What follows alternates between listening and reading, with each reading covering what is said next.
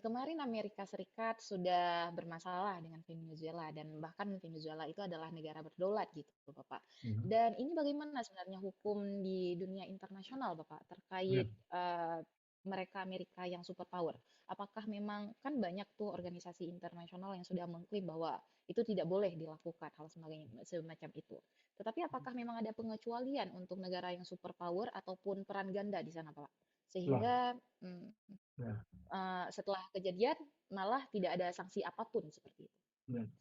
Iya, kita sudah lihat kecenderungan ini kan lama sekali. Ambil saja organisasi internasional paling besar yaitu PBB, United Nations, ya.